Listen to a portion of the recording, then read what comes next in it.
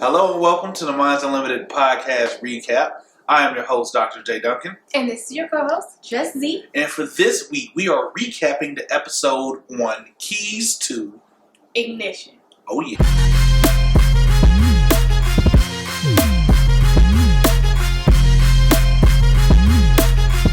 So on this episode, which I invite you to check out on the Unltd podcast, we talk about these keys to ignition. More than just a song, more than just something to get you grooving.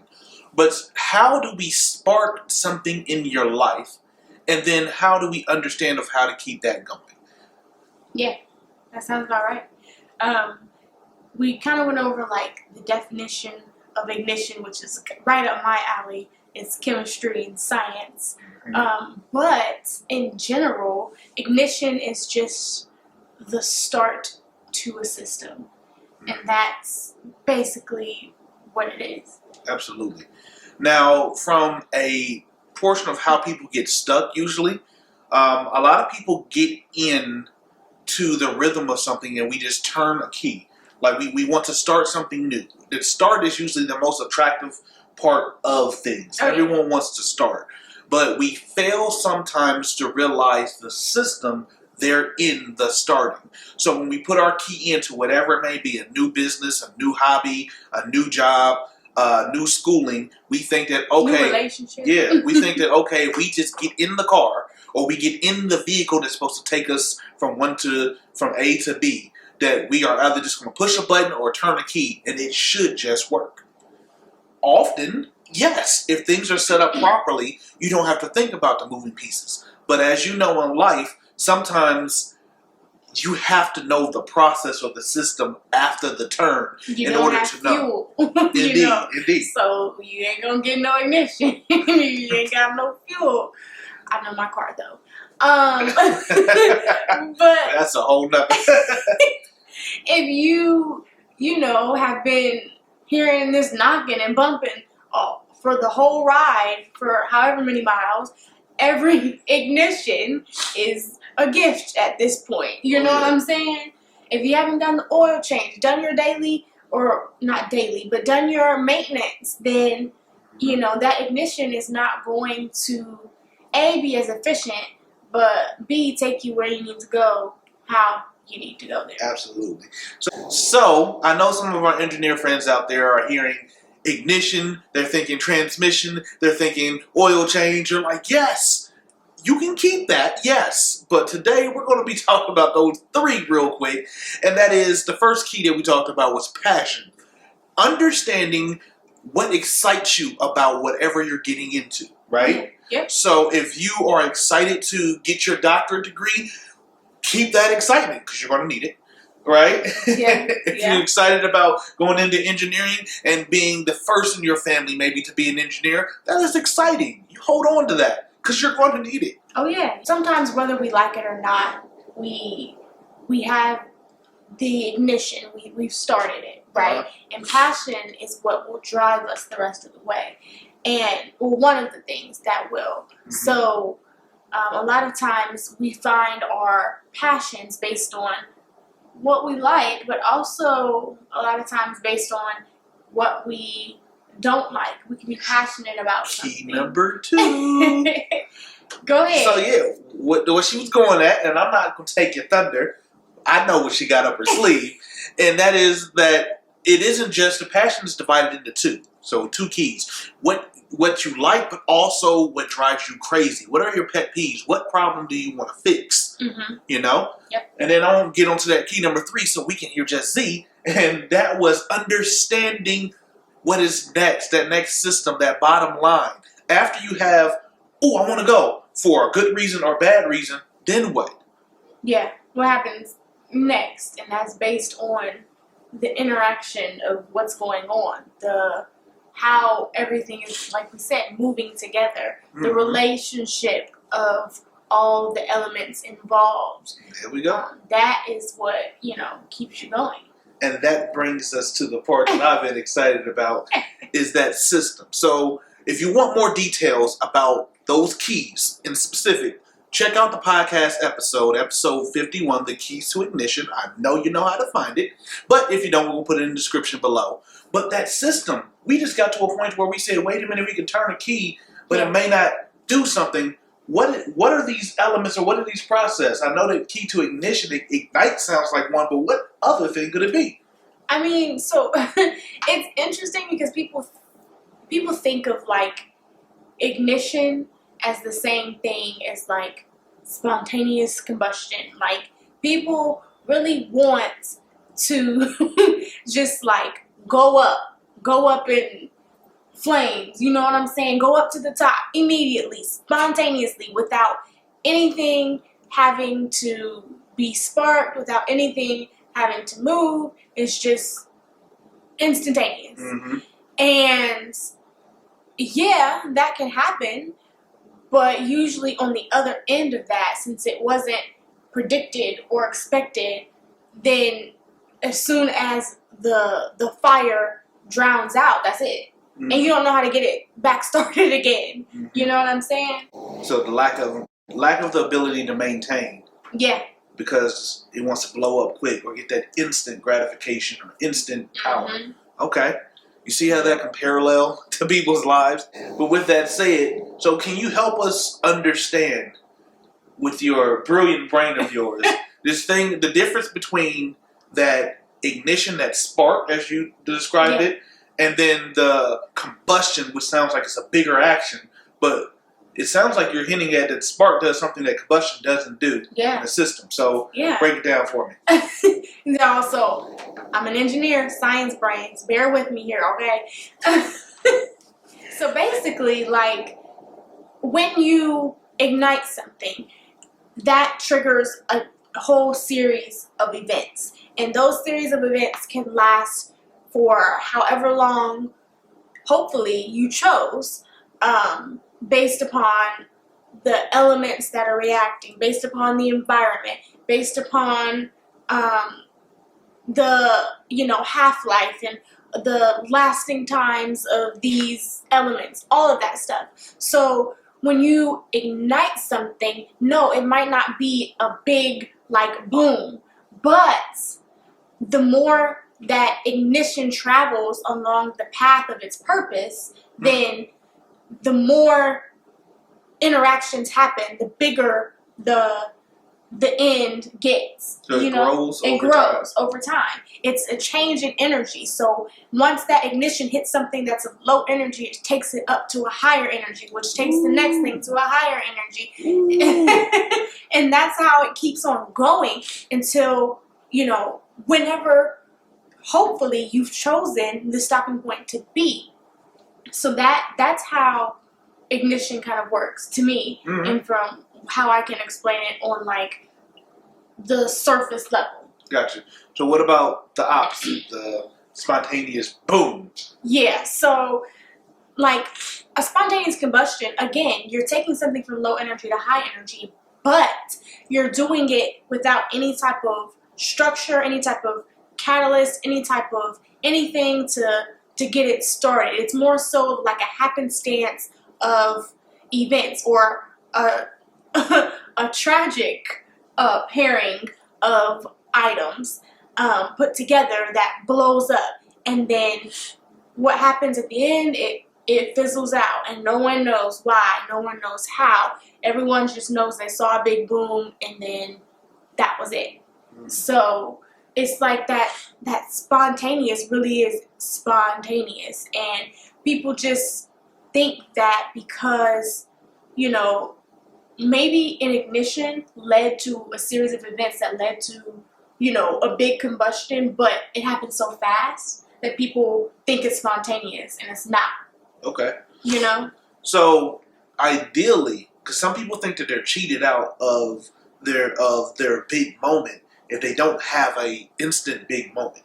And from what I'm hearing is that cheating yourself out of experiencing the longevity. Correct. You can have a big moment if you ignite it and then take that ignition and drive it through your passion. Yes, because that's the effort. The effort comes with the ignition, right? You have to try to put your key into the ignition. You can't just sit in your car or sit on your moped and wait on it to turn on.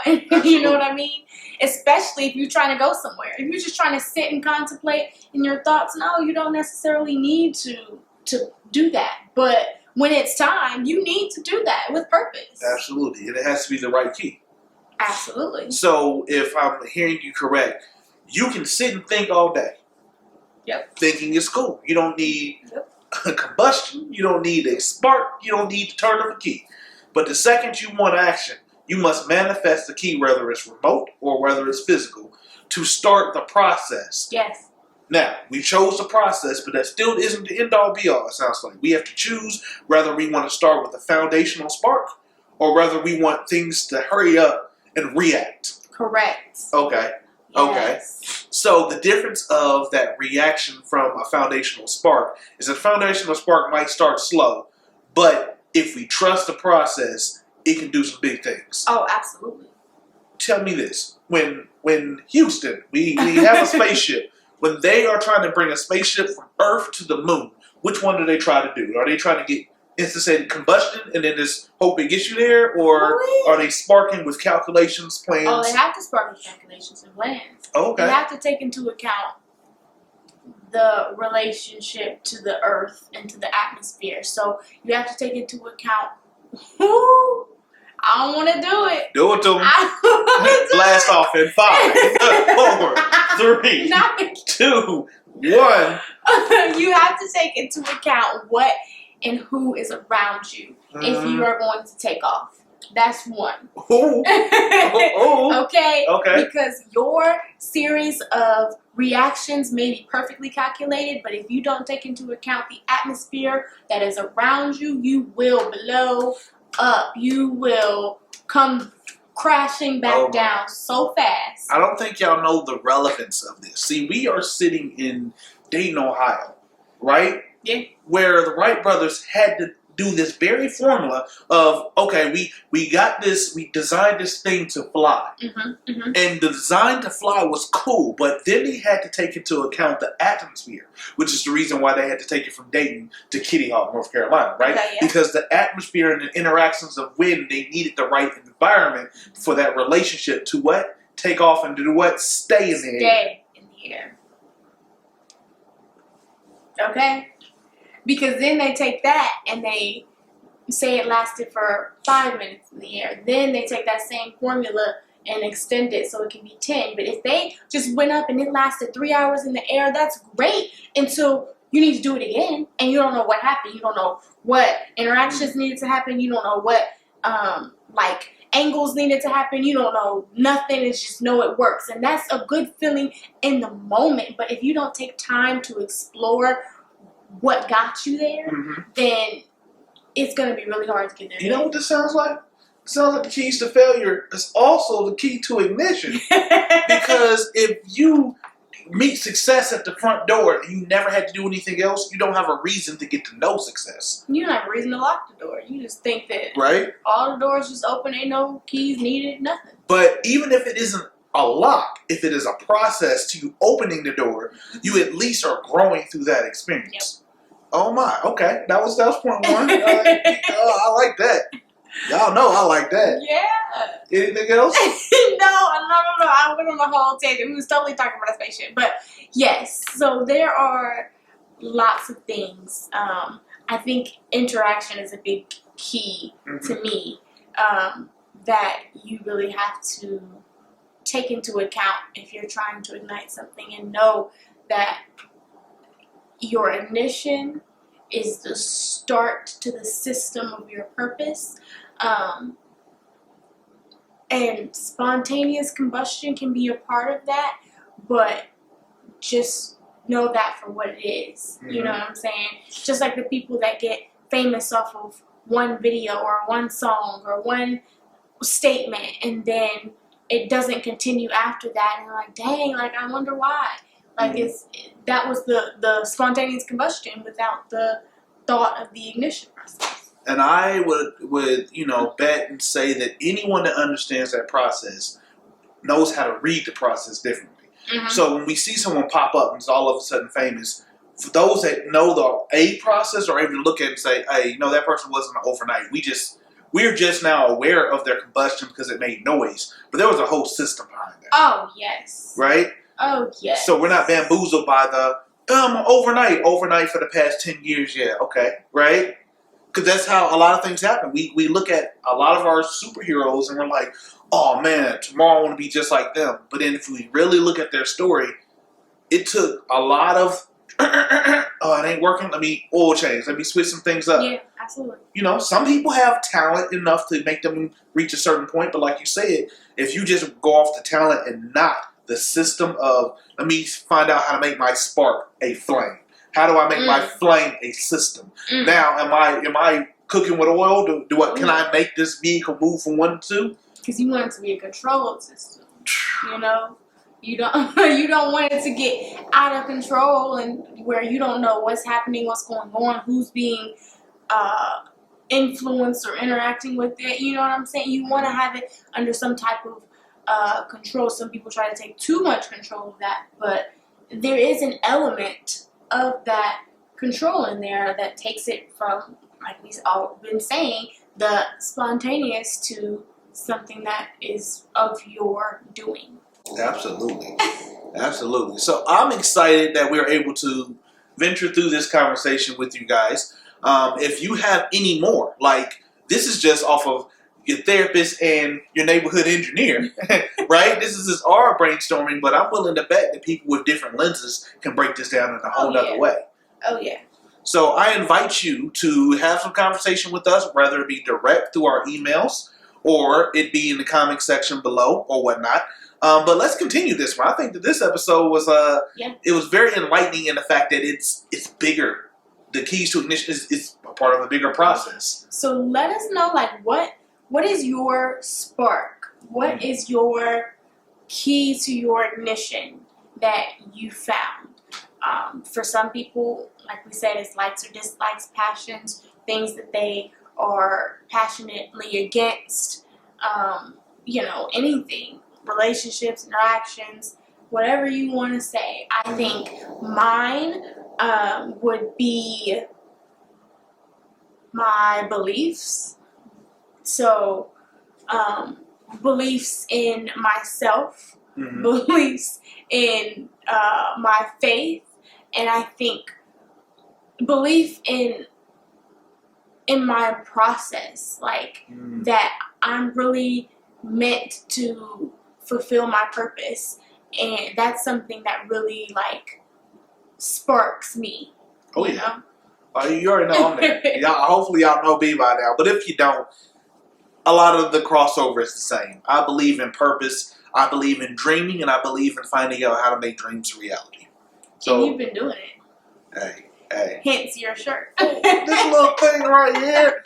If y'all didn't know already, Unltd Apparel has launched. Go check out the site at www.mindsunlimited.com/merch. And you can find it there in all its glory and all its freshness and all its perspective.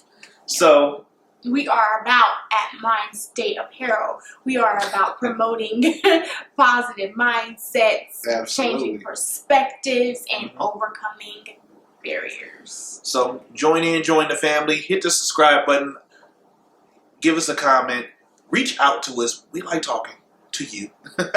Yep. But that's all we got for today, y'all. Smallest change in perspective can change your life. Peace.